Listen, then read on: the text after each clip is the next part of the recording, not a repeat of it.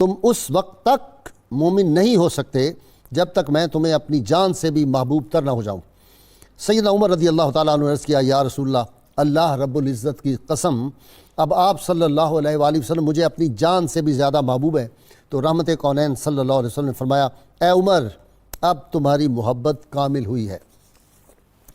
ناظرین کرام، باب الاسلام سندھ کی سرزمین محبتوں کی سرزمین ہے، الفتوں کی سرزمین ہے، اور اس دھرتی کی خاک میں ایک تاثیر ہے کہ یہاں انکساری اور عجز جو ہے وہ مزاجوں میں پایا جاتا ہے۔ علامہ اقبال فرمایا کرتے تھے کہ مزاج آسمان سے اترتے ہیں، اور میرے ناقص خیال میں ذوق بھی جو ہیں وہی آسمان سے اترتے ہیں، اور رب تعالیٰ نے ہر علاقے کے لوگوں کے اذواق کے مطابق وہاں پہ جو ہستیاں ہیں دین اسلام کی تبلیغ کے لیے بھیجی۔ آج ہم جس آفتاب مہران کا ذکر کرنے کی سعادت حاصل کر رہے ہیں، ان کو اللہ تعالیٰ نے ایسی صلاحیتوں سے نوازا تھا، یہ عشق مجازی کے نشیب و فراز سے گزرتے ہوئے عشق حقیقی کی رفتوں تک کیسے پہنچے، اور کس طرح انہوں نے پھر کشتہ عشق رسول اور کشتہ عشق الہی یہ کس طرح بن گئے، وہ کیا حالات تھے، علم لدنی کس طرح حاصل ہوا۔ کیوں نہ ہوتا امام موسیٰ کاظم علیہ السلام کی اولاد پاک جو ہو، اگر اس کو علم لدنی حاصل ہی ہونا تو پھر کس کو حاصل ہونا تھا۔ اور سندھ کی سرزمین میں جو ایک دلوں میں قلوب میں انقلاب برپا کر دیا اور لوگوں کو عشق الہی اور عشق مصطفیٰ صلی اللہ علیہ وسلم سے جو آشنا کر دیا، وہ ہستی آج ان کا ہم ذکر پاک کر رہے ہیں 17ویں 18ویں صدی میں۔ اور میں یہ عرض کر دوں کہ ایک طرف انکساری اور عز اپنی کمال پہ ہے، اور دوسری طرف وہ مردان حر والی تپش جو ہے وہ حق گوئی کی جو ہے وہ بھی صفت اللہ تعالیٰ نے ان کو بے پناہ عطا کی تھی۔ انگریزوں کا دور شروع ہو رہا تھا، مغلیوں کا زوال تھا، اس میں کس طرح لوگوں کی ذہن اور فکر کی آبیاری آپ نے کی ہے۔ اور دوسری طرف حضرت ہاشم ٹھٹوی رحمۃ اللہ علیہ، آپ کو معلوم ہے بہت بڑے صوفی اور بہت بڑے شریعت کے پابند تھے، انہوں نے اور بعض صوفیاء جو تھے انہوں نے اس پہ اعتراض بھی کیا۔ حضرت ہاشم ٹھٹوی رحمۃ اللہ علیہ ان سے ملنے کے لیے تشریف لائے ان کے ہاں، اور انہوں نے جلدی سے اپنے جو خادم تھے اور جو قوال تھے انہیں کہا کہ مزامیر سارے چھپا دو کہیں۔ وہ چھپا دیے، رکھ دیے۔ تھوڑی دیر بعد جب گفتگو جاری تھی تو مزامیر بجنے لگے خود بخود، اور حضرت پریشان ہو کے اٹھے، حضرت ہاشم ٹھٹوی اٹھے، ساتھ والے کمرے میں دیکھا کوئی آدمی نہیں ہے، مزامیر ان کے خود بخود بج رہے ہیں۔ جب ایک دفعہ علماء نے بہت زیادہ اس پہ اعتراض کیا سما کے معاملے میں، تو آپ نے کہا بھائی ایک بات میں آپ سے پوچھوں، اگر کوئی درخت ہو اور وہ درخت جو ہے لگا ہوا ہو اور اس کو پانی صاف میسر نہ آئے، تو اگر کسی جوہر کا پانی مل جائے جو اتنا شفاف نہ ہو تو اس کو دینا چاہیے تاکہ وہ درخت جو ہے وہ خشک ہونے سے بچ جائے؟ سب علماء نے کہا ہاں جی بالکل چاہیے۔ کہا بس میری مثال بھی یہی سمجھ لو، یہ جو عشق الہی کا پودا میرے اندر ہے کبھی کبھی اس کو ضرورت پڑ جاتی ہے جوہر کے پانی کی بھی، اس لیے میں یہ جو سما ہے وہ سنتا ہوں۔ ناظرین کرام، آج شاہ عبداللطیف بھٹائی رحمۃ اللہ علیہ کے حوالے سے گفتگو کرنے کی میری علمی بزم میں میرے ساتھ شریک گفتگو لاہور اسٹوڈیو سے ڈاکٹر معین نظامی صاحب ہیں، ان کے ساتھ جناب ڈاکٹر طاہر امیر تنولی، اور کراچی اسٹوڈیو سے مجھے جوائن کر رہے ہیں ڈاکٹر سید وقاص ہاشمی صاحب میرے ساتھ ہیں آج۔ یہ تینوں اہل علم، تینوں ہی ڈاکٹر، بہت صاحب مقام لوگ ہیں۔ میں ابتدا کر رہا ہوں ڈاکٹر معین نظامی صاحب سے۔ جی ڈاکٹر صاحب، آفتاب مہران بڑا اچھا لفظ لگتا ہے۔ جی بہت خوبصورت، بہت خوبصورت، یعنی اس کی تابانی اور اس کے ذوق کی درخشانی اب تک محسوس ہو رہی ہے دلوں میں۔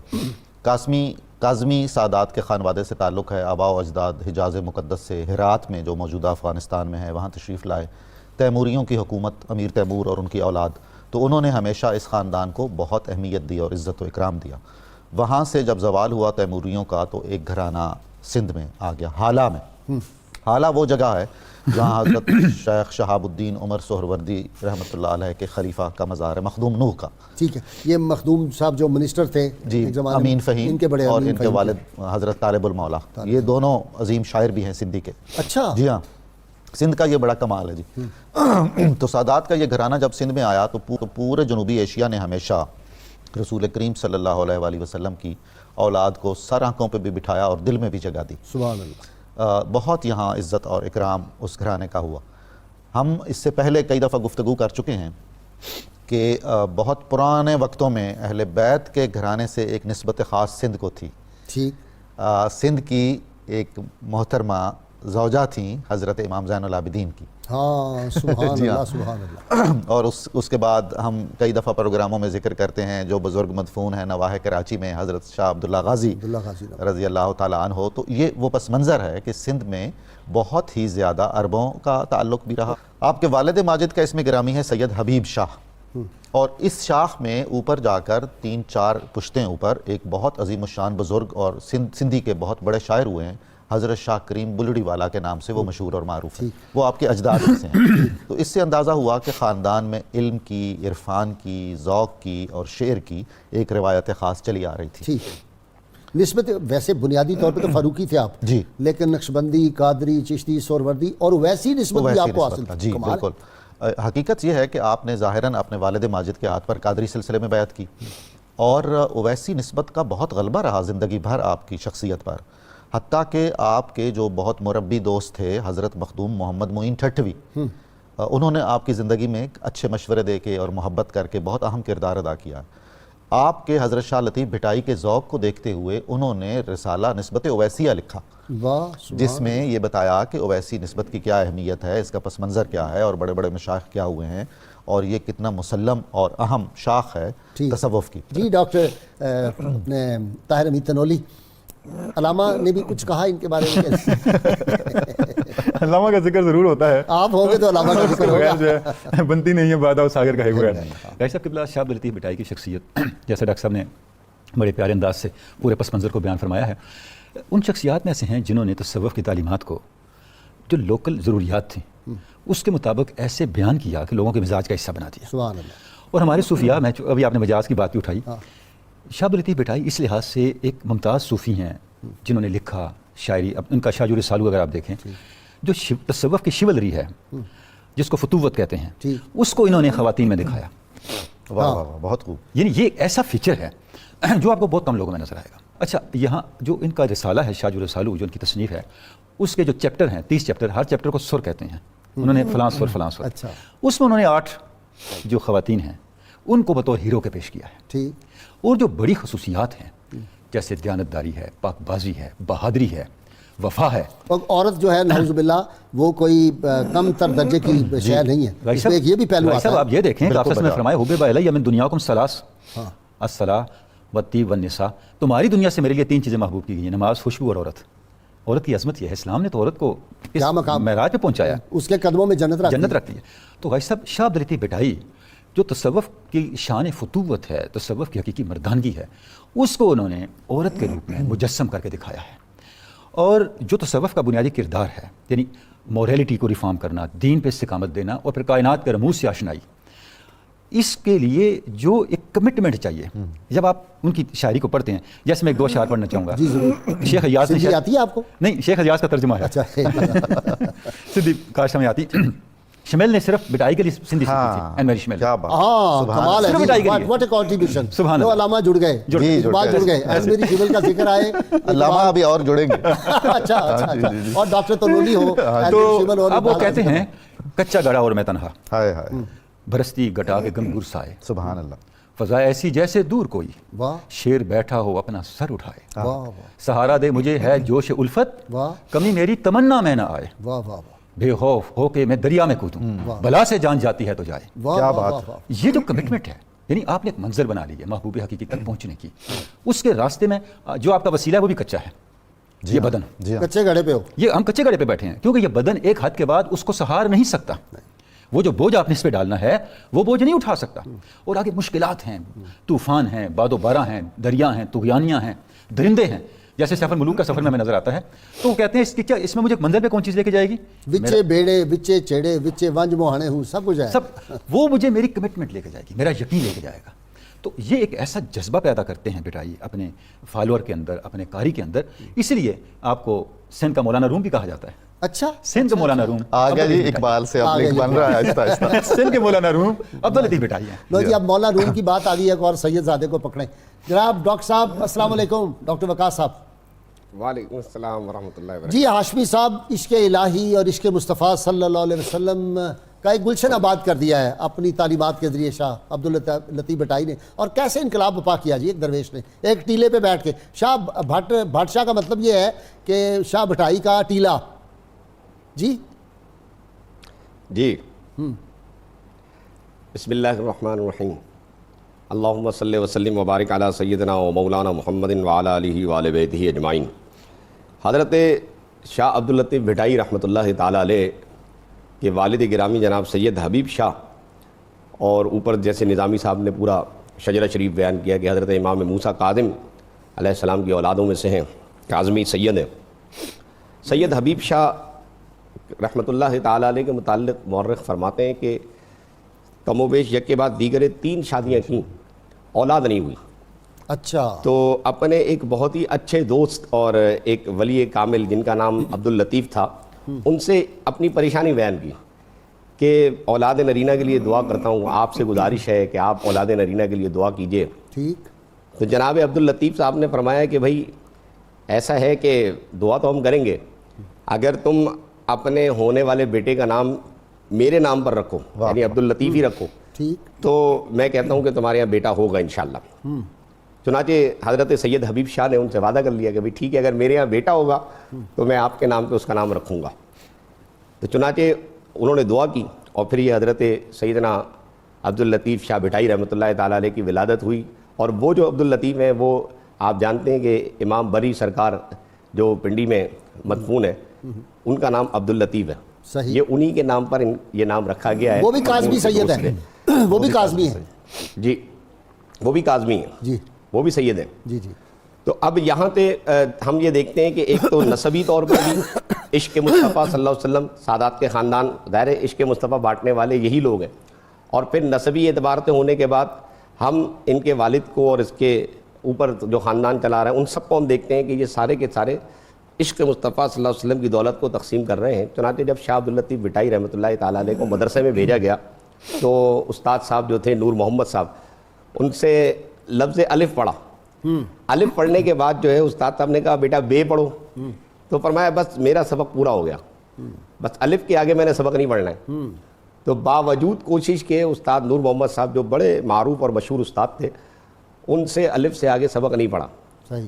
باقی مورخ کہتے ہیں کہ پھر ان کے والد گرامی سید حبیب شاہ نے ان کی تعلیم مکمل کی، اور کیونکہ بچپن سے ہی ایک کیفیت میں تھے، ایک جذب کی کیفیت آپ کے اوپر تھی، اور پھر جب آپ اپنے کہنا چاہیے کہ چرخ عشق و محبت پر چمکنے اور دمکنے لگے تو پھر آپ نے کچھ فاصلے پر یہ جو ان کا علاقہ ہے حالہ مٹیاری کا جو تحصیل ہے، مٹیاری کی تحصیل ہے حالہ، تو وہاں سے کچھ فاصلے پر علاقہ ہے بھٹ.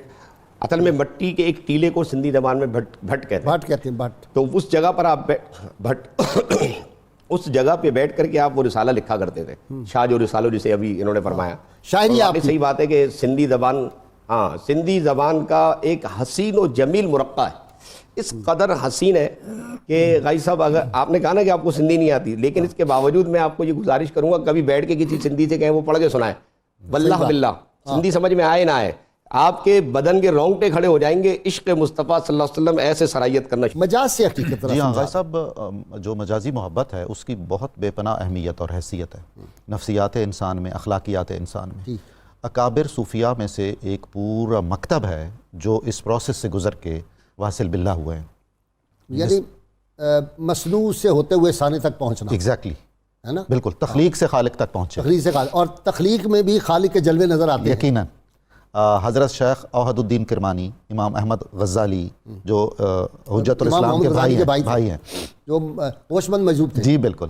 اور حضرت شیخ احمد جام جن کے ایک شعر پر وصال ہوا حضرت قطب الدین بختیار کاکی کا، پشتگان خنجر تسلیم را ہر زمان غیب جان دیگر. آج تو بالکل ہی تہرانی لے جائے.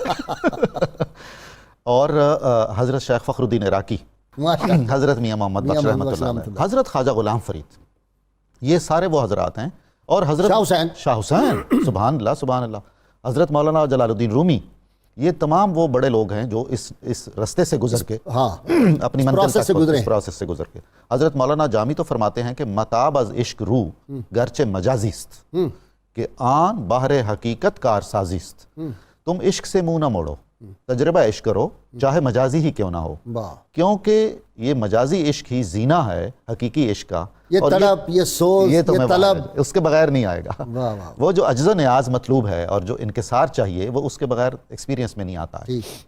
دوسرا مجھے غازی صاحب یہ عرض کرنا ہے حضرت شاہ عبداللطیف بھٹائی رحمۃ اللہ علیہ کے حوالے سے کہ ایک مسئلہ تو بڑی شدت سے محسوس ہوتا ہے جب بھی میں آپ کا ترجمہ پڑھتا ہوں. آپ کا بھی یہ تجربہ ہے، پنولی صاحب کا بھی یہ تجربہ ہے کہ کاش ہمیں سندھی آتی ہوتی. جس شخص کا کلام 2 جگہ 3 جگہ ترجمہ ہو کر اس قدر طاقت رکھتا ہے، بالکل دل میں اتر آتا ہے. اگر ہم اس قابل ہوتے کہ متن اصل ان کی زبان میں جس زبان میں وہ ان پر اترا ہے وہ ہم پڑھ سکتے تو 2 اچھا ہوتا. لا رہے. حضرت جلال الدین رومی، حضرت خواجہ غلام فرید، حضرت میاں محمد بخش اور بابا فرید کے دوہے اور کبیر کے دوہے، یہ سارے رنگ مل کے ہمیں حضرت شاہ عبداللطیف بھٹائی کے کلام میں دکھائی سبحان دیتے ہیں۔ اللہ سبحان اللہ۔ یعنی وہ سارا درد و سوز ہے، وہ وسعت فراق ہے۔ مشرب ہے، فراق ہے۔ آپ دیکھیے جلال الدین رومی جب تصوف و عرفان کا منظوم انسائکلوپیڈیا لکھ رہے تھے، یعنی مثنوی مانوی لکھ رہے تھے، تو اس کا آغاز انہوں نے بانسری کی فریاد سے کیا۔ وہ شعر پڑھ دے ذرا، جی ہاں، بشنو از نئے چون حکایت می کند بس جدائی ہا شکایت می ہائے کند۔ ہائے ہائے۔ تو روح انسانی کی جدائی ہے جو اپنے مبدأ اصلی سے کٹ کے، آواز دوست کو مختار مسعود مرحوم نے یہیں سے شروع کیا ہے۔ ہائے ہائے ہائے، کیا کتاب لکھی ہے مختار سبحان مسعود؟ اللہ جی، کیا بات ہے جی، بڑا آدمی تھا۔ بہت اچھا۔ تو حضرت شاہ عبداللطیف بھٹائی ہمیشہ ہاریوں سے، کسانوں سے اور مچھیروں سے بہت زیادہ آتے جاتے رہے، ملتے رہے ان سے۔ آپ کے کلام میں ملیر کا نام حضور اتنی محبت سے آتا ہے اور اتنی کثرت سے آتا ہے، سبحان اللہ سبحان اللہ۔ ملیر کا اتنا ذکر ہے شاہ رسالو میں جس طرح دیوان حضرت جلال الدین رومی میں تبریز کا ذکر ہے۔ واہ واہ واہ۔ اور آپ نے بعین ہی وہی نعتیہ غزل چنی جس کا مجھے ذکر کرنا تھا۔ ایک تو آپ کی جو کشفی معاملات بڑے گڑبڑ ہو گئے۔ بہت جی ڈاکٹر صاحب آپ کی ذرا نوازی ہے، نہیں ایسا آپ کا کرم ہے، آپ بڑوں کی جی غائشہ بالکل جس طرح ڈاکٹر صاحب ارشاد فرما رہے ہیں کہ وہ جو سفر ہے حقیقت تک پہنچنے کا اور روحانی اقدار کا اور سماجی مسائل، حضرت بھٹائی نے دونوں کو باہیں ملا کے لوگوں کے سامنے رکھ دیا۔ تو جب مجاز سے حقیقت کا ذکر ہو رہا تھا تو مجھے سیف الملوک کا ایک شعر بار بار ذہن میں آ رہا تھا، اجازت میں ضرور پڑھنا چاہوں گا۔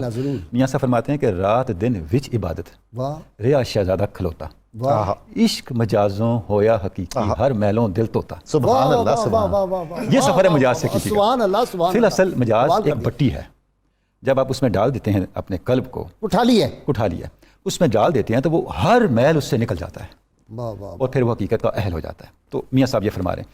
اچھا، اب یہ جو بھٹائی کے یہاں میں نظر آتا ہے یہی چیز ہے کہ آپ کس طرح سے مجاز سے گزر کے حقیقت پہ جاتے ہیں۔ ان کے پھر شیخ ایاز کے ایک دو اشعار میں پڑھنا چاہوں گا، فرماتے ہیں کہ گڑا ٹوٹا تو یہ آواز آئی، گڑا ٹوٹا تو یہ آواز آئی، نہیں دونوں میں اب کوئی جدائی۔ سبحان اللہ سبحان اللہ۔ شکست جسم خاکی سے پیدا، واہ، رباب روح کی نغمہ سرائی، سبحان اللہ سبحان اللہ۔ وسال قربت یار پہ قرباں، ثواب زہد و رسم پارسائی۔ سبحان اللہ سبحان اللہ۔ یعنی کہہ رہے ہیں کہ یہ جو کچا گڑھا ہے جس کو ہم پال پال کے رکھتے ہیں اور ساری زندگی اس پہ فدا کر دیتے ہیں، جب یہ ٹوٹتا ہے اس سے جو آواز بلند ہوتی ہے وہ فی الاصل روح کا نغمہ ہے، وہ رباب روح کی صدا ہے، سبحان اللہ وہ آپ کو حقیقت کے قرب میں لے جاتا ہے۔ اچھا، اب جب آپ سماجی مسائل کو دیکھتے ہیں تو اب اپنی کتاب میں اسی رسالوں میں لکھتے ہیں حضرت بھٹائی کہ جو سندھ ہے یہ کشتی ہے اور جو زمانے کے حالات ہیں یہ سمندر ہے، اور سندھ کے بڑے لوگ اس کے ملاح ہیں، ملاحوں ہوشیار رہنا، واہ واہ، کہیں یہ کشتی ڈوب نہ جائے، کیا بات ہے، اس میں چور نہ آ جائیں، اس میں لٹیرے نہ آ جائیں۔ تو کیسی حکمت ہے جی، کیسی حکمت ہے، جیسے ڈاکٹر صاحب نے فرمایا ملاحوں کا بہت ذکر انہوں نے کیا، کشتی کا بھی بہت ذکر کرتے ہیں۔ بہت ذکر کرتے ہیں۔ تو اب یہ جو ایک شعور ہے، یعنی انہوں نے جہاں اخلاقی اقدار کو اور عورت کی مقام و منصب اور عظمت اور تقدس مآبی اور پاکیزگی اور عفت کو بیان کیا، جہاں روحانیت کے معاملات کو بیان کیا، وہاں سماجی مسائل کو بھی ہائی لائٹ کیا۔ اچھا، اہل علم کہتے ہیں کہ جس طرح دریائے سندھ کا جو ہے نا ظرف بہت ہے، سمندری ہے چھوٹا سا، آپ نے دیکھا کتنا اس کا ظرف ہے، تو کہتے ہیں کہ اس کے اثرات بھی ہیں، دریائے سندھ کے اثرات وسعت ہے طبیعتوں میں، مزاجوں میں، ذہنوں میں، یہ بھی کمال ہے۔ جی، تو یہ جو ہے ایک مقام اور منصب حضرت بھٹائی کا کہ انہوں نے لوکل زبان کے اندر ان تمام مشکل ترین معاملات کو، ان تمام مشکل ترین منزلوں کو، روحانیت کی منزلوں کو، ارتقاء کی منزلوں کو ایسے حسین انداز سے بیان کر دیا، اس میں تاریخ بھی آ گئی، سفر کے مراحل بھی آ گئے، اس پہ استقامت کا جذبہ بھی آ گیا، اور ایک جو سماجی شعور ہے اس کی بیداری بھی آ گئی۔ یہ جو اچھا 8 بڑی خواتین ہیں جن کا ذکر ہمیں ملتا ہے، اس لیے 8 شہزادیوں کا شاعر بھی آپ کو کہا جاتا ہے، تو 8 ملکاؤں کا شاعر بھی، شہزادیوں کا شاعر، ملکاؤں کا شاعر، 8 پوئٹ آف 8 کوئنز۔ اچھا، اس کے پیچھے ہر ایک کے پیچھے کہانی ہے، ایک تاریخ ہے، وہ پوری جو تاریخ ہے اس تاریخ سے وہ استعارہ لیتے ہوئے، اس کو میٹافوریکلی استعمال کرتے ہوئے وہ جو حقیقت ہے اس کو بیان کرتے ہیں۔ اور جی شاہ صاحب کی طرف جاتے ہیں۔ جی ہاشمی صاحب آپ کی طرف آ رہا ہوں۔ پھر وہی انقلاب بپا کر دیا جی، اور آج تک وہ ان اثرات سے نکل نہیں سکتے اللہ کے فضل سے لوگ، اور یہ اثرات ہیں جو سندھ کی سرزمین میں ابھی بھی کالا اور کالا رسول کی جو صدائیں بلند ہو رہی ہیں، اور یہ ختم نہیں ہو سکتی۔ اس میں کوئی شک نہیں ہے، اور یہ جو تعلیم ہے یا یہ جو پیغام محبت ہے، اگر ہم ذرا گہری نظر سے دیکھیں یا سرسری نظر سے بھی دیکھیں تو مسلم شریف کی ایک حدیث میرے ذہن میں اس وقت آ رہی ہے کہ حضرت انس رضی اللہ تعالی عنہ نے ایک مرتبہ اپنے شاگردوں سے فرمایا کہ میں گویا آج بھی رسول پاک صلی اللہ تعالیٰ علیہ وسلم کو دیکھ رہا ہوں۔ تو آپ کے شاگردوں نے عرض کیا کہ ہم آپ کی بات سمجھیں گے کہنا کیا چاہتے ہیں. فرمایا میں دیکھ رہا ہوں کہ رسول پاک صلی اللہ علیہ وسلم ممبر مسجد نبوی پہ تشریف فرما ہے اور گویا آپ کے داڑھ شریف میں جو ہے مسواک شریف ہے اور آپ کی بانچھیں جو ہیں وہ کھلی ہوئی ہیں اور میں آپ کے چہرہ انور کو ابھی بھی ایسے ہی دیکھ رہا ہوں جیسے بالکل آپ ممبر پہ تشریف فرما ہے. اس حدیث کے اوپر ہمارے محدثین نے فرمایا ہے کہ یہ حضرت انس رضی اللہ تعالیٰ عنہ نے گویا تصور مرشد کا اصل ہمیں عطا فرما دیا. وہ جو محبت رسول کا پیغام ہے وہ محبت سینہ بسینہ چلی آ رہی ہے. یہ وہ علم نہیں جو سفینوں کے ذریعے آئے، یہ وہ علم ہے جو سینوں سے سینوں میں منتقل ہوتا ہے، نہ زباں کو خبر ہوتی ہے نہ کانوں کو خبر ہوتی ہے. شیخ سنائیں. تو اس علم میں محبت یہ وہ علم نہیں جو سفینوں سے آتا ہے، یہ وہ علم ہے جو سینوں سے سینوں میں منتقل ہوتا ہے، نہ زباں کو خبر ہوتی ہے نہ کانوں کو خبر ہوتی ہے. طیبہ سے منگائی جاتی ہے، سینوں میں چھپائی جاتی ہے. توحید کی میں ساغر سے نہیں نظروں سے پلائی جاتی ہے. واہ سبحان اللہ، کیا بات ہے آپ کی. تو یہی وہ محبت کا پیغام ہے. میں ابو علی قلندر کا وہ شعر مجھے ذہن میں آ رہا تھا کہ عشق مجازی کے حوالے سے کہ آپ کہتے ہیں کہ منم محو جمال او، منم محو جمال او نمی دانم کجا رفتم. واہ واہ.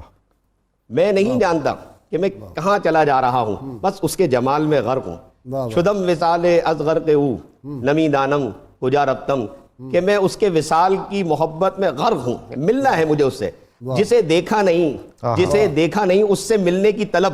سبحان اللہ. جسے آنکھ نے، یہ ایک انسانی نفسیاتی ایک بنیادی اصول ہے کہ جب تک آنکھ دیکھے نا وہ کسی سے عشق کیسے کرے.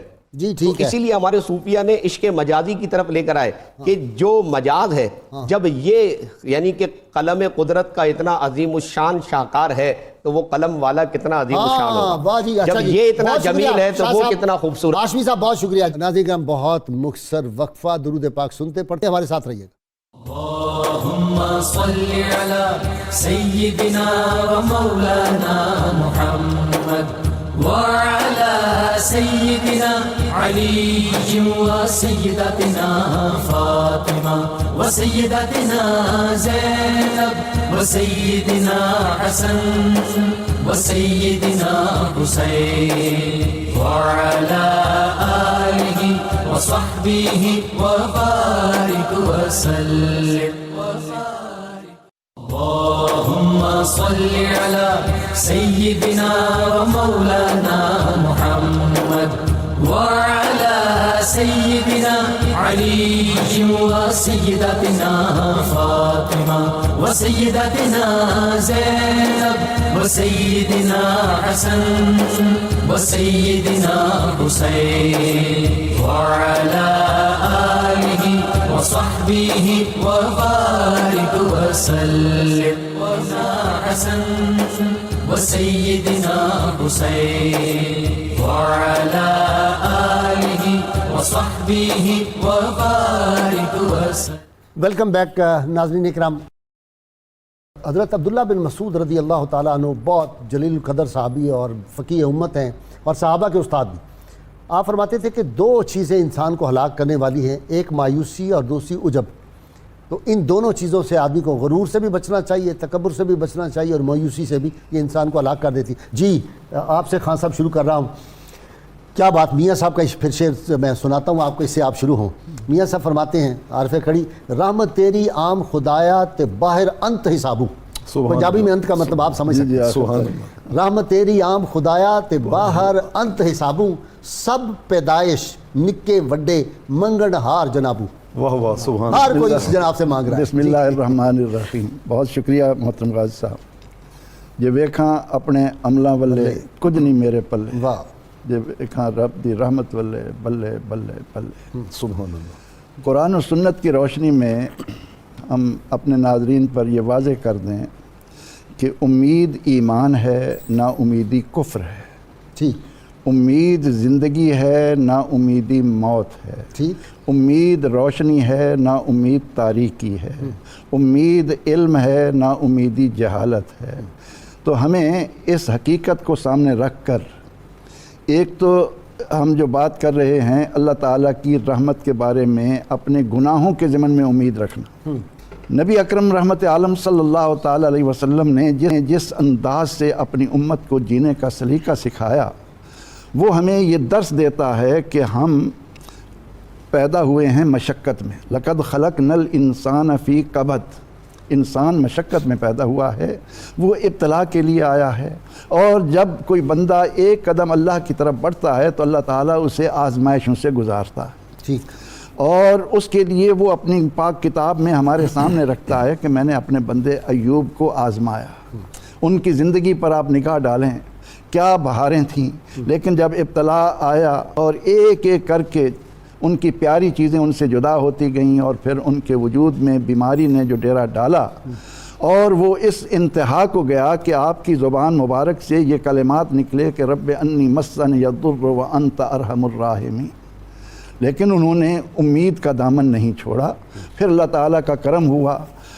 علماء لکھتے ہیں کہ ایک تو حضرت یعقوب علیہ السلام نے یہ فرمایا تھا کہ انہ لا ییأس من رحمتہ الا الکافرون، من روح اللہ الا الکافرون، کہ اللہ کی رحمت سے صرف کافر ہی نا امید ہوتے ہیں۔ ٹھیک، ایمان والے کو رب تعالیٰ کی رحمت سے نا امید نہیں ہونا چاہیے۔ امام غزالی رحمۃ اللہ علیہ لکھتے ہیں کہ ایک مرتبہ اللہ رب العزت نے سیدنا حضرت یعقوب علیہ السلام سے فرمایا کہ اے یعقوب، جانتے ہو ہم نے تمہیں اتنی لمبی آزمائش میں کیوں ڈالا؟ عرض کی پروردگار عالمین کس لیے؟ فرمایا کہ جب تم یوسف کو اپنے بھائیوں کے ساتھ بھیج رہے تھے تو اس وقت تم نے بھیڑیے کے خوف کو سامنے رکھا، میرا خوف سامنے نہیں رکھا، اللہ، اور اس وقت تم نے ہائے ہائے ہائے، اپنے بیٹوں سے امید رکھی، مجھ سے امید نہیں رکھی، اس لیے میں نے تمہیں اتنی بڑی آزمائش سے گزارا۔ اور حضرت یعقوب علیہ السلام کا رو رو کر آنکھوں سے محروم ہونا، اور پھر جب انہوں نے نا امیدی کی طرف توجہ نہیں کی، امید رکھی اس اللہ حال سے، میں بھی، تو پھر وہ وقت آیا کہ انی لاجد ریح یوسف، کہ مجھے میرے یوسف کی خوشبو آ رہی ہے۔ جی پروفیسر صاحب، عملہ والے لنگ لنگ جاندے، آئیے سب یاد آ رہے ہیں، عملہ والے لنگ لنگ جاندے تے کون چڑھاوے مینوں، پار چڑھاں جے رحمت تیری ہاتھ پھڑاوے مینوں۔ سبحان اللہ، سبحان اللہ، کیا بات، اچیاں مہراں والے سائیاں، رب کریم نوازا، اپنے فضل کرم تھیں کھولی رحمت دا دروازہ، اور پچھلی راتی رحمت رب دی کرے بلند آوازہ، بخشش منگن والیاں کارن کھلا ہے دروازہ۔ کھلا ہے دروازہ، کھلا ہے دروازہ۔ وہ تو اتنا کھلا ہے کہ میں یہاں پر حافظ ابن کثیر اپنی تفسیر ابن کثیر میں ایک واقعہ لائے ہیں کہ جب اللہ رب العالمین نے شیطان مردود کو اپنی بارگاہ سے راندہ درگاہ کیا تو اس نے اللہ کے حضور میں ایک درخواست پیش کی۔ اس نے کہا باری تعالیٰ انکا اخرجتنی من الجنت لاجل ھذا، اس آدم کی وجہ سے تو نے مجھے جنت سے نکالا ہے، تو لا استطیعہ الا بسلطانک، تیری عطا کردہ طاقت کے بغیر میں اس کا مقابلہ نہیں کر سکتا، تو مجھے کوئی طاقت دے اس کے خلاف تاکہ میں پھر اپنا بدلہ اس سے لوں۔ اللہ رب العالمین نے فرمایا انت مسلط علیہ، تجھے اس پہ مسلط کر دیا، غلبہ دے دیا۔ اس نے کہا 3 بار اس نے ایک ریکویسٹ کی، اس نے کہا رب زدنی، کہ اے مالک ٹھیک ہے تو نے مجھے اس پہ غلبہ تو دیا ہے لیکن اس میں تھوڑا اضافہ فرما، کیونکہ جو اس کو جو چیزیں عطا کی ہیں وہ ابھی میرے پاس نہیں ہیں۔ اللہ نے فرمایا تمہارے اس سوال پر لا یولد لہ ولد الا یولد ولد مثلک، فرمایا کہ یہ تیری اس درخواست پہ اس آدم علیہ السلام کی نسل سے جب بھی کوئی بچہ پیدا ہوگا اس کو ورغلانے گمراہ کرنے کے لیے تیری ذریت میں سے بھی ایک جن پیدا ہوگا جو اس کا کرین بن کر اس کے ساتھ رہے گا اور وہ ساری زندگی اس کو گمراہ کرنے کا وہ فریضہ جو ہے وہ سر انجام دے گا۔ شیطان نے پھر عرض کی رب زدنی، اے مولا کچھ اور اس میں اضافہ کر۔ اللہ نے فرمایا اجعل صدورہم مساکن لکم، اور اضافہ یہ ہے کہ میں نے اس کے سینے کو، آدم کے سینے کو تیرے رہنے کی جگہ بنا دیا ہے۔ وتجری منہم مجری الدم، تو اس کے جسم میں یوں گردش کرے گا جیسے اس کا خون سرکولیٹ ہوتا ہے۔ شیطان نے پھر عرض کی رب زدنی، ابھی تسلی نہیں ہو اے مالک اس میں اور اضافہ کر۔ بڑا بدبخت ہے۔ میں آپ کو بتاتا ہوں کہ اللہ رب العالمین نے جب شیطان پر اس کے سوالات کے جوابات میں یہ کرم کیا تو پھر اگلا پورشن اس کا اس سے بھی زیادہ دلچسپ ہے۔ اس نے کہا مولا اضافہ کر۔ اللہ نے فرمایا اجلب علیہم بخیلک ورجلک وشارکہم فی الاموال والاولاد، اس کے مال میں، اس کی اولاد میں، اس کے جملہ امور زندگی میں ہم نے تمہیں ٹوٹل اختیار دے دیا۔ ٹھیک، اب جب یہ معاملہ ہوا تو حضرت آدم علیہ السلام کہاں خاموش رہنے والے تھے؟ عرض کی یا رب انک سلطتہ علیہ، مولا یہ کیا ہوا تو نے اس کو میرے اوپر ہر اعتبار سے مسلط کر دیا ہے۔ اللہ رب العالمین نے فرمایا آدم پریشان نہیں ہو، تمہارے ساتھ معاملہ میں نے یہ کیا ہے کہ جیسے ہی تمہارا کوئی نسل میں سے بچہ پیدا ہوگا میں ایک فرشتے کو اس پہ متعین کروں گا جو اس برے शैतान के तमाम वसवसों से उसकी हिफाजत करेगा। सुभान अल्लाह। अब हजरत आदम अलैहिस्सलाम ने भी 3 बार रिक्वेस्ट की, कहा मौला रब ज़िदनी, इसमें थोड़ा इजाफा होना चाहिए। अल्लाह ने फरमाया फिर इजाफा ये है, अल हसनतु अशरतुन व अज़ीदो, तेरी ज़ुर्रियत में से कोई आदमी अगर नेकी करेगा तो मैं उसको 10 गुना कम अज कम अजर दूंगा और जिसको चाहूंगा बढ़ा भी दूंगा। वसैयतुन वाहिदतुन अम हुआ, और अगर गुनाह करेगा तो गुनाह एक ही लिखा जाएगा और जिसका चाहूंगा वो एक भी मिटा भी दूंगा। वाह। हजरत आदम अलैहिस्सलाम ने अर्ज़ की रब्बे ज़िदनी, ऐ मौला इसमें इजाफा कर, इसमें और इजाफा कर। अल्लाह रब्बुल आलमीन ने इरशाद फरमाया, महबूब ए आदम इसमें इजाफा ये है कि बाबुल मगफिरत व तौबत मफ्तूहुन मा दामत रूहुहु फिल जसद, जब तक इंसान की रूह उसके जिस्म में रहेगी तौबा का दरवाजा उस पर खुला रहेगा। हजरत आदम अलैहिस्सलाम ने तीसरी बार अर्ज की, मालिक रब्ब ज़िदनी, इसमें और इजाफा कर।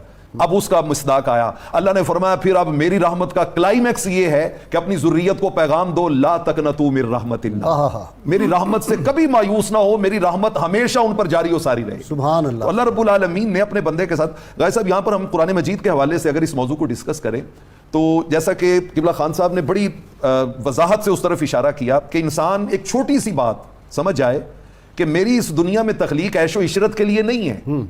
अल्लज़ी खलक़ल मौत वल हयात लियब्लुवकुम अय्युकुम अहसनु अमल, आजमाइश है। लतुब्लवुन्न फी अम्वालिकुम व अनफुसिकुम, आजमाइश है। वलनब्लुवन्नकुम बिशैइन मिनल खौफ़ि वल जूइ व नक़्सिन इला आखिरिल आयत, आजमाइश है।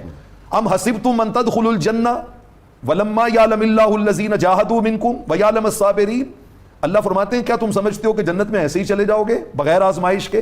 तो ये जब कॉन्सेप्ट बंदे को क्लियर होता है कि मैं इस दुनिया में आजमाइश के लिए आया हूं, तो फिर उसको कभी मायूसी पैदा नहीं होती। और ये वक्ती है, ये वक्ती है। ये मायूसी जो मुझ पे तारी हुई या मुझे कोई मुश्किल पेश आई, मैंने इसे मायूसी, बल्कि सूरह शरा में अल्लाह ने इस आपकी बात को अपने खास अंदाज में रिपीट करके समझाया, फइन्ना माल उसरे युसरा इन्ना माल उसरे युसरा, ये तंगी जो है ये चली जाएगी और इसके बाद अल्लाह आसानियों के दरवाजे जी। डॉक्टर मुजाहिद, जे ओ कहर कमावन लगदा कौन कोई जो छुटदा, कोई बच सकता है? जे ओ कहर कमावन लगदा कौन कोई जो छुटदा, रहमत उसदी जग वसाए हर कोई नेमत लुटदा। मियां साहब हैं। सुभान अल्लाह, सुभान अल्लाह। माशाल्लाह जी, बड़ा खूबसूरत अंदाज़ आपने फरमाया। और अंबिया कराम के हवाले से गुफ्तगू का तसलसल चल रहा है कि अंबिया कराम अलैहिस्सलाम कितने ज़्यादा पुरुम्मीद थे और वो कभी मायूस नहीं होते थे। सैयदना आदम अलैहिस्सलाम की मिसाल देखिए, 300 बरस तक अल्लाह रब्बुल इज़्ज़त की बारगाह में मुसलसल तौबा करते रहे, ठीक। और फिर कहते हैं कि या रब्बी अस्अलुका बिहक़्क़ि मुहम्मद, ऐ अल्लाह मैं नबी मोहतरम सल्लल्लाहु ताला अलैहि वसल्लम के वसीले से तेरी बारगाह में तौबा करता हूँ। फिर कबूल भी होती है। हज़रत सैयदना नूह अलैहिस्सलाम 950 बरस तक तकरीबन तबलीग फरमाते रहे, अल्लाह ताला से पुरुम्मीद रहे। इसी तरह हम देखते हैं हज़रत सैयदना याकूब अलैहिस्सलाम 80 बरस तक रोते रहे और फिर आखिरकार जो है वो हज़रत सैयदना यूसुफ़ का उनको जो है साथ दोबारा मिला। और इसी तरह सैयदना यूनुस अलैहिस्सलाम मछली के पेट में, तारीकी और फिर जो है पानी उस समंदर के अंदर, फिर मछली का पेट है, लेकिन इसके बावजूद मायूस नहीं होते। और अल्लाह ताला ने बाकायदा तौर पे फरमाया कि उसमें भी, उस दौर में भी, उस वक्त में भी वो अल्लाह तबारक व तआला को ही याद करते रहे, ला इलाहा इल्ला अंता सुब्हानका इन्नी कुन्तु मिनज़ ज़ालिमीन। अल्लाह ने फरमाया लाबिसा फ़ी बतनिही इला यौम युबअसून, अगर वो तस्बीह करने वालों में से ना होते तो फिर क़यामत तक मछली के पेट में रहते। तो यानी देखिए नबी की बरकत भी यहाँ से नज़र आ रही है कि ज़ाहिर है मछली भी मिटने वाली है, लेकिन जिस मछली के साथ नबी को निस्बत हो जाए वो मछली भी जो है वो अल्लाह ताला ने फरमाया कि क़यामत तक रहती है उसको भी। तो नबी का जिस्म फिर नाउज़ बिल्लाह जो कहा जाता है कैसे मिट सकता है, तो वो अल्लाह ताला उनको सलामत रखता है। तो अर्ज़ करने का मकसद ये है कि तमाम अंबिया कराम अलैहिस्सलाम ने हमें उम्मीद सिखाई। और जैसा कि आप अल्लाह ताला की रहमत का तज़किरा फरमा रहे थे, एक तरफ देखिए अल्लाह ताला की रहमत की वुसअत है और वो मुसब्बिबुल असबाब है, उसने हमें इतने ज़्यादा असबाब पैदा कर दिए, इतने ज़्यादा असबाब हम पहुँचा दिए। तो जो इंसान खुश अकीदा है उसको तो बिल्कुल मायूस होने की ज़रूरत ही नहीं है। हमारे पास तो अल्लाह ताला की रहमत भी है, नबी रहमत सल्लल्लाहु ताला अलैहि वसल्लम का वसीला भी है, सहाबा किराम की ज़वात भी हैं, अहले बैत इज़ाम की ज़वात भी हैं, औलिया इज़ाम भी हैं, मोमिनीन सालिहीन भी हैं। इतने ज़्यादा लोग हमारी मदद करने के लिए जो अल्लाह ताला ने असबाब हमको दे दिए। मायूस इंसान, काउंट योर ब्लेसिंग्स। जी बिल्कुल, मायूस इंसान कब होता है? जी आखिरी जुमला अर्ज़ कर रहा हूं, मायूस इंसान तब होता है जब वो किसी एक नेमत पर फोकस कर लेता है, बस यही सब कुछ है और बाकी नेमतों को देखता नहीं, तो तब मायूस होता है। उसके लिए जी जी अल्लाह की नेमतों को महदूद नहीं समझना चाहिए, उसकी वुसअत पर नजर रखनी चाहिए। बच्चे को नहीं पता, वो तो आग का कोयला जो है उसको पकड़ रहा है। हाँ, इंसान के हाथ में क्या बेहतर है क्या नहीं, अल्लाह बेहतर जानता है, रब को पता है कि उसके बंदे के लिए क्या बेहतर है। बिल्कुल जी खान साहब, मियाँ साहब, रहमत थी ना उम्मीद ना होसा, रहमत थी ना उम्मीद ना होसा, नाल गुनाह भरिया बुराइयां दी हद ना कीती भला नहीं कोई सरया। अल्लाह अकबर। इसके जवाब में मैं मौलाना रूमी रहमतुल्लाह अलैह की बात अर्ज़ करूँगा कि मूसा अलैहिस्सलाम ने एक गडरिए को देखा कि वो बैठा हुआ है और अपनी मौज में कह रहा है कि मेरे परवरदिगार तू मेरे पास होता, मैं तेरे सर में तेल लगाता, तेरे पाँव दबाता, दूध पिलाता बकरियों का। मूसा अलैहिस्सलाम गुजरे, वो अल्लाह के कलीम थे और अल्लाह ताला की शान से मुतल्लिक बात सुनकर गवारा ना हुआ कि खामोश रहें। उसे कहा कि तूने ये क्या कुफरिया कलिमात कह दिए, तू तो इस्लाम से खारिज हो गया। अब उसने जब ये सुना कि ओहो मैं मारा गया, मैं तो बर्बाद हो गया, भागा जंगल की तरफ। तो मौलाना रूम अलैहि रहमा फरमाते हैं कि वही आमद सुए मूसा अज खुदा, बंदाए मारा ज़मा चरा कर दी जुदा, तू बराए वसल करदन आमदी, नए बराए फसल करदन आमदी। जिस परवरदिगार की रहमत इस कदर आम हो और उसके होते हुए इंसान अपने अंदर मायूसी लाए। और इख्तिसार के साथ इसी से जुड़ी हुई एक बात अर्ज़ करता हूँ कि ईमान वालों कभी मायूसी को करीब ना आने देना, क्योंकि नबी अकरम रहमत आलम सल्लल्लाहु अलैहि वसल्लम का इरशाद है कि ईमान वालों मेरी ज़िंदगी भी तुम्हारे लिए रहमत है और मेरी वफ़ात भी तुम्हारे लिए रहमत। हाँ, जब जानों पे जुल्म कर लो तो किस बारगाह में जाओ? जी वो तो है ना जाऊक, लेकिन आपका विसाल के बाद भी फरमाया कि आलिजा उसमें शामिल है। जाऊक में आप सल्लल्लाहु अलैहि वसल्लम की जारी हयात और आप सल्लल्लाहु अलैहि वसल्लम की मौजूदा हयात जो है उसमें फ़र्क ही कोई नहीं है। यानी ये आपकी जारी और ये जो इस वक्त हयात है वो हमारे लिए तो बराबर है। जो हदीस पाक में अर्ज़ कर रहा हूँ ना जी, उसका ज़हन में रखना ज़रूरी है। फरमाया कि मेरी ज़िंदगी तो तुम्हारे लिए इस तरह रहमत है कि मैं तुम्हें अल्लाह के अहकामात पहुँचा रहा हूँ, मेरा उसवा तुम्हारे साथ। लेकिन विसाल के बाद जब तुम्हारे आमाल मुझ पर पेश किए जाते हैं तो मैं उनमें जब अपनी उम्मत के अच्छे आमाल को देखता हूँ तो उस पर मैं अल्लाह का शुक्र अदा करूँगा। और जब मेरे सामने मेरी उम्मत के गुनाहगारों का हाल आएगा तो मैं वहाँ भी तुम्हारे लिए बख्शिश की दुआ मांगता रहूँगा। वैसे सब हदीस पाक है कि आप सल्लल्लाहु अलैहि वसल्लम ने फरमाया कि जो शख्स बिस्तर पर जाने से पहले 3 मरतबा ये पढ़े अस्तगफिरुल्लाह अल्लज़ी ला इलाहा इल्ला हुवल हय्युल क़य्यूम व अतूबु इलैह, तो फरमाया अल्लाह के दिन उसके सारे गुनाह मुआफ़ फरमा देंगे, चाहे वो समंदर की झाग के बराबर हों, सहरा के रेत के ज़र्रे के बराबर, दरख्तों के पत्ते के बराबर, या दुनिया के दिन रात के बराबर। सुभान अल्लाह। मैं यही समझता हूँ अपना प्रोफेसर साहब कि रब ताला की रहमत तुली हुई है। मैं पहले भी एक दफ़ा कह चुका हूँ ये लफ्ज़ कि लगता है कि रब ताला तुले हुए हैं कि बंदों को माफ़ करना है। शेख सादी अलैहि रहमा ने बात की थी ना कि रहमत हक बहाना मी जोयत बहानमी जोयत। अल्लाह रब्बुल आलमीन तो देखे ना, सही बुखारी में एक शख्स जा रहा है, रास्ते में एक कांटों वाली शाख पड़ी हुई है, उसने वो उठा के साइड पे की है, अल्लाह रब्बुल आलमीन उसके सबब उसको माफ फरमा दिया। कुत्ते को पानी पिलाया, फाहिशा औरत जा रही है, कुत्ते को पानी पिला दिया, अल्लाह ने सारी जिंदगी के गुनाह माफ फरमा। 100 कत्ल किए हैं, 100 कत्ल किए हैं, लेकिन वलियों के साथ मोहब्बत लेके उनकी बस्ती की तरफ चला है, अल्लाह रब्बुल आलमीन ने वो 100 कत्ल मुआफ फरमा दिया। जरा सा उसकी तरफ, जरा सा थोड़ा सा इंसान पलटे तो सही, लौटे तो सही। माँ को आग में फेंक के जला दिया था मालिक बिन दिनार वाला, हजरत अब्दुल्ला बिन मुबारक वाला वाकया, तो उन्होंने कहा हरम पाक में था, हज के मौके पे चीख रहा था, उन्होंने कहा कि तुम इतने रो रहे हो, क्या बात है? उसने कहा मुझसे बड़ा गुनाह हुआ। जब बताया कि माँ को मैंने रमज़ान शरीफ के दिनों में उसने रोटी नहीं पका के दी तो मैंने उसको आग में डाल दिया, मेरी माँ जल गई, मेरा गुनाह इतना बड़ा, अल्लाह मुझे माफ़ नहीं करेगा। तो आपने फरमाया तुम दफ़ा हो जाओ, दूर हो जाओ, तुम्हें अल्लाह वाकई नहीं माफ़ करेगा, तुमने इतना बड़ा गुनाह किया। उसे एक चीख मारी, वो उधर ही ख़त्म हो गया, मर गया। हातिफ़ गैबी से आवाज़, अब्दुल्ला बिन मुबारक तुमने लोगों को कब से हमारी रहमत से मायूस करना शुरू किया है? क़यामत के दिन हम इसकी माँ को उठाएंगे, इसको माफ़ी दिलाएंगे, इसकी माँ को आला मकाम देंगे जन्नत में, इससे राज़ी करवाएंगे। रब की रहमत इलाही से मायूस करना गाय साहब ये तो इतना बड़ा गुनाह है कि हदीस पाक में आता है, सही मुस्लिम की हदीस है, हज़रत अबू हुरैरा वाला, हज़रत अबू हुरैरा वाला, वो तो किताब तव्वाबीन में इमाम इब्न कुदामा लाए हैं। लेकिन ये और है कि एक शख्स ने दूसरे के गुनाह देख के तो उसे कहा वल्लाहि ला यगफिर, अल्लाह की कसम अल्लाह तुम्हें माफ नहीं करेगा। तो जब ये कहा तो अल्लाह रब्बुल आलमीन ने फौरी तौर पे उसकी सरजनिश फरमाई, गिरफ्त फरमाई, और कितनी सख्त गिरफ्त फरमाई। आपने फरमाया मन ज़ल्लज़ी यतअल्ला अलैया अल्लाह अगफिर अली फुलानिन अगफिरुहु व अहबता अमलक। अल्लाह फरमाएंगे कि तुम कौन होते हो कि जो मेरी बख्शिश और मेरी मगफिरत और मेरी रहमत को इस तरह महदूद करते फिरो? तेरे इस कॉल के सबब मैंने उसको तो माफ कर दिया है, लेकिन तेरे जिंदगी के सारे अमल बर्बाद कर दिए। जी डॉक्टर मुजाहिद, यहाँ पे मैं चाहता हूँ, क्योंकि ये जो मायूसी है ये बहुत से गुनाहों का सबब बनती है, कुफ्र तक ले जाती है।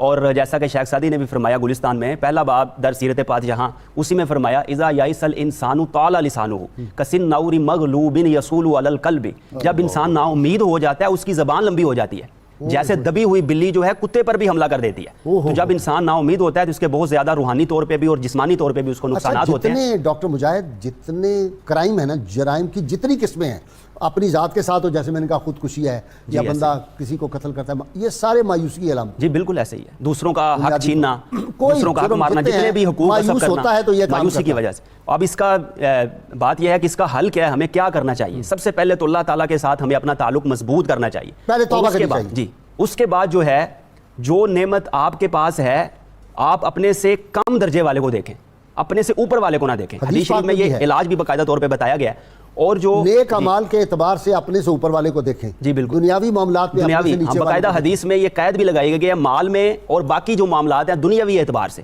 اس میں آپ جو ہے اپنے سے نیچے والے کو دیکھیں، اور باقی جو جس طرح آپ نے فرمایا اپنے سے اوپر والے کو دیکھیں. اور جو ناممکن کی خواہشات ہیں، ناممکن اشیاء کی، ان کو اپنے دل سے نکال دیں، اور پھر وقت سے پہلے حاصل کرنے کی تمنا نہ کریں. اللہ تعالیٰ کو پتہ ہے کہ کب کس کو کتنا عطا کرنا ہے. اے رضا، ہر کام کا ایک وقت ہے، دل کو بھی آرام ہو ہی جائے گا. اور پھر دوسروں سے جو بے جا توقعات ہم وابستہ کر لیتے ہیں، جب وہ پوری نہیں ہوتی تو پھر بھی ہم جو ہے وہ مایوس ہو جاتے ہیں. اور ایک بہت بڑی وجہ جو ہے وہ منفی لوگوں کے ساتھ بیٹھنا ہے. تو منفی لوگوں کی صحبت چھوڑ کر مثبت جو لوگ ہیں، پوزیٹیو پیپل ہیں، ان کے ساتھ ہمیں بیٹھنا چاہیے، تو ہم مایوسی سے نکل جائیں گے. اور دوسرا، قرآن کریم میں بھی ایک اس کا علاج بتایا گیا. اگر ہم سورۃ المعارج کا مطالعہ کریں تو آیت نمبر 19 سے لے کر آیت نمبر 34 تک پہلے بتایا گیا ہے کہ انسان کی اس میں رذائل کیا ہیں، جیسے بے صبرہ ہے، حریص ہے، اور اس کے علاوہ گھبرانے والا ہے. اور اس کے بعد بتایا گیا کہ اس سے نکلنا کیسے ہے.